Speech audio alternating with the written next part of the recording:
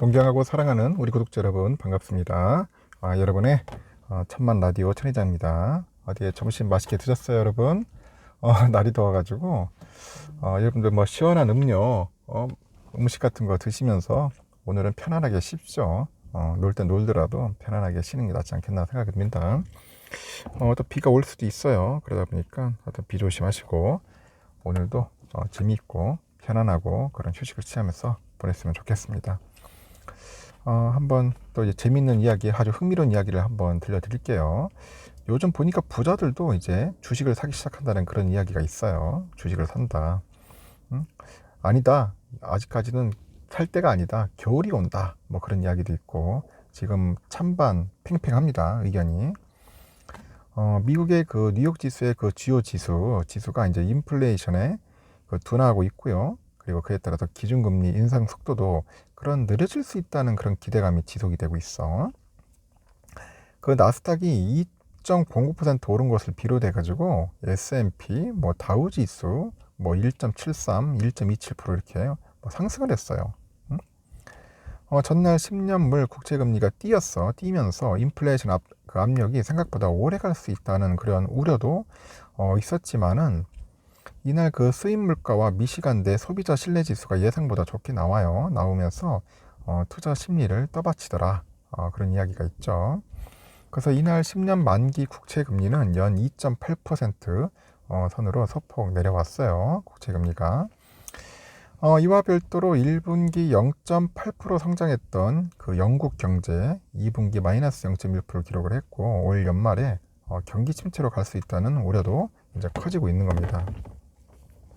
그 월가에서는 그 증시가 또 크게 오르면서 지금의 상황을 어떻게 봐야 할지 의견이 굉장히 분분해요. 보면 분위기를 뭐 타는 것은 강세론자들이지만은 약세론자들의 반론도 여전하다.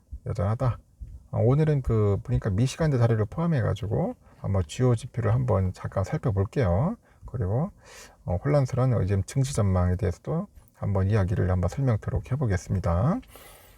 시장이 관심이 컸던 미시간대 자료 보면은 이날 나온 8월 미시간대 소비자 신뢰지수 예비치가 55.1이야. 55.1. 시장 전망치가 52.5를 웃돌았어 위로. 7월에는 51.5보다도 꽤 높아요 지금. 그 앞으로 6개월 동안 경기를 그 전망하는 기대지수도 54.9야. 54.9로 나왔다. 전달 47.3%에 비해서 16.1%나 급등을 해버린 거야. 16.1%나. 다만 현재 상황을 보는 그 경제 여건 지수는 55.5거든요. 전달보다도 낮다. 58.1보다 낮다. 앞으로 상황이 나아질 거라는 그런 기대가 있는 셈이에요. 상황이 나아질 것 같다. 그 중요한 인플레이션 기대는 다소 엇갈린 결과가 나왔는데 1년 인플레이션 기대가 8월에는 5%로 7월보다 한 0.2%포인트 떨어진 것으로 조사됐어요. 앞서서 뉴욕 연방준비은행이 1년 뒤에 기대 인플레이션이 6.2%로 한 0.6% 정도 내리고 3년은 0.4% 하락한 3.2%라고 했던 것과 뭐 같은 맥락이다. 그런 이야기를 하죠. 그런데 5년 인플레 기대는 달랐다는 겁니다. 같은 기간 2.9에서 3.0으로 한 0.1% 정도 올랐답니다. 그래서 미시간대 그 인플레 기대 조사는 연방준비제도가 중시하는 자료 가운데 하나예요. 인플레 기대 조사. 지난 6월에도 갑작스러운 0.75%포인트 그 금리 인상의 근거가 되기도 했어요. 당시에 1년 뒤에 인플레 기대는 5.3%인데 5월과 변화가 없었는데 5년 후에 인플레 기대가 3.3%로 급등하면서 연준의 자이언트 스텝을 촉발하는 이제 계기가 되는 겁니다. 그 5년 인플레 기대의 경우 지난해부터 보면은 0.1%포인트 정도로 올라갔다 뭐 내려갔다 반복을 해요. 그래서 2.9에서 3.0% 수준을 유지하고 있는데 그 의미가 큰 만큼 앞으로도 잘 들여다볼 필요가 있다는 거야. 잘 들여다볼 필요가 있을 것 같다. 지금은 상승폭이 적지만은 연속 상승이나 더 큰 폭의 움직임이 나타날지가 중요하다는 겁니다. 그래서 이날 나온 그 자료 중에 수입 물가가 올 들어서 첫 마이너스를 기록했대요. 미국의 수입품 가격이 유가락의 7월에 마이너스 1.4%를 보이면서 코로나 팬데믹 직후인 2020년 4월 이후 그 최대 하락폭이랍니다. 올해 첫 감소를 기록을 했고 시장에서는 마이너스 1%를 전망했는데 그보다는 더 컸다고 해요. 그만큼 인플레이션 측면에서 좋은 소식이었던 거라고 하는데, 수입 가격과 생산자 물가의 하락은 헤드라인 인플레이션이 피크를 지났음을 시사한다고 그렇게 이야기하는 이코노미스트 있어요. 좋은 소식이 하나둘씩 늘어나고 있지만은 그렇다고 모든 게 끝난 건 아니다. 그 렌트비랑 임금처럼 계속해서 오를 수 있는 부분 때문이겠죠. 수입 물가 보고서를 보면은 그 인플레이션 압력이 최고조라고 볼 수 있지만은요, 이것은 단지 하나의 데이터일 뿐이다 하죠.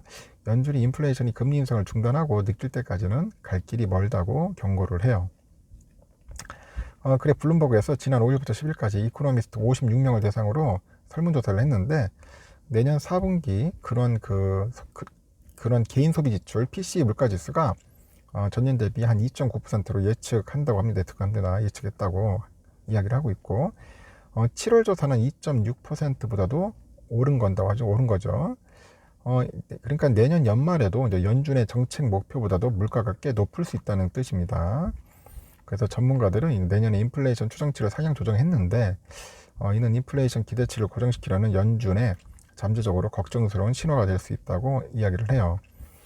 필라에서도 연방준비은행이 내놓은 그 전문가 패널 예측치도 비슷하고, 헤드라인 CPI를 보니까 올해 3분기 예측치는 6.7%로 지난 분기 예측보다도 한 2.2% 올라요. 올 4분기는 3.7에서 4.3% 조정됐고, 내년 1분기, 2분기는 각각 0.5, 0.4%포인트 상향된 3.6, 3.4로 나왔다는 겁니다. 그리고 올해 전체로는 7.5, 내년에는 3.2% 수준으로 내다봤는데, 하여튼 그런 PCE가 올해 4.5%를 거쳐가지고 내년에는 2.8, 24년에는 2.2%로 나온다는 거죠. 일단 종합하면은 올해는 계속 물가가 상대적으로 완전 높을 것이고, 내년에는 크게 떨어질 수 있지만은 여전히 정책 목표를 웃돌기에는 금리 인상이 지속할 수 있다고 추정할 수 있는 겁니다. 중요한 것은 이를 어떻게 보느냐인 듯 하는 것 같은데, 물가가 떨어지는 쪽에 무게를 둘 거냐, 아니면 상대적으로 높은 수준이 더 오래 가는 것과 그에 따른 금리 인상을 중시하느냐 말인데, 시장도 갈려요.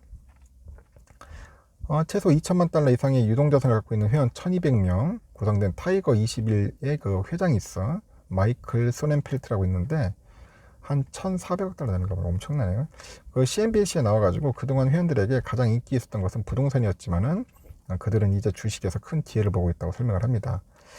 다만 이들은 개별 주식을 꼽기보다는 ETF나 뭐 인덱스 추정 상품 돈을 넣고 있고, 기술 분야가 가장 인기 있다고 하죠. 현재 회원들의 자산 비중 가운데 주식 쪽이 27%를 차지한다네요. 회원들은 기회를 잡기 위해서 돈을 넣는 것을 원하고 있고, 그들의 현금 비중이 12에서 한 11%로 줄었다고 합니다. 이 금액이 적을 수는 있는데 작을 수는 있지만은 장기적으로는 꽤 강세론을 따르고 있음을 시사한다고 하죠. 그래서 부자들의 움직임이 늘 맞는 것은 아닌데 분명히 참고할 만한 부분이에요. 그래서 지금 주식시장의 상승을 믿지 않을 이유가 없다. 그리고 오르는 시장 상황 때문에 인플레이션과 거시경제 지표와 상관없이 펀드들이 투자에 나설 수 있다고 하고 있고요. 9월이 되면은 이들로부터 자금이 이 시장에 물밀듯이 쏟아져 들어올 수 있다고 예측을 하는 그런 사람도 있습니다. 정고점은 아니더라도 한동안 오를 것이라는 말도 있고, 그래서 이제 어느 이코노미스트가 그래요. 올해 새로운 최고치를 찍을 것이라고 주장하는 것은 아닌데, 인플레이션이 완화되고 연준이 금리 인상 속도를 늦추면서 이제 그런 쪽으로 달려간다고 해도 놀라지 않을 것 같다. 그렇게 얘기를 합니다. 생각보다 좋았던 CPI랑 PPI의 기업들의 마진 압박이 줄어들 수 있다는 분석도 있고, PPI만 해도 7월에 마이너스 보였죠. 그래서 CPI와 PPI를 보면은 기업들이 수익에 전반적으로 도움이 될 것이라고 합니다. 그리고 많은 도전들이 남아 있지만은 수익 감소 가능성이 생각보다 적을 수 있다고도 이제 기대를 하고 있고요. 스마트 머니 플로우 지수라고 있어요. 이 지수는 변동성이 가장 큰 개장 후 30분간 기관 투자자들이 나서는 마감 전 1시간 동안에 다우지수 평균지수를 따져보는데, 이 지수가 2년 만에 최고치를 기록했대요. 반등의 이유는 명확하다. 휘발유 가격이 3.99달러로 떨어졌는데 기업 실적은 견고하고 인플레이션은 피크를 쳤으며 둔화하기 시작할 것이라고 합니다. 그래서 이건 역시 하나의 지표에 불과한데, 스마트 머니 지수는 살 때라고 이제 말하고 있는 거예요. 살 때라고 그런 이야기를 하고 있습니다. 상당히 내용이 좀 깁니다. 그래서 일단은 여기까지 하고요. 이제는 또 이제 반대측 이야기를 한번 다시 하도록 할게요.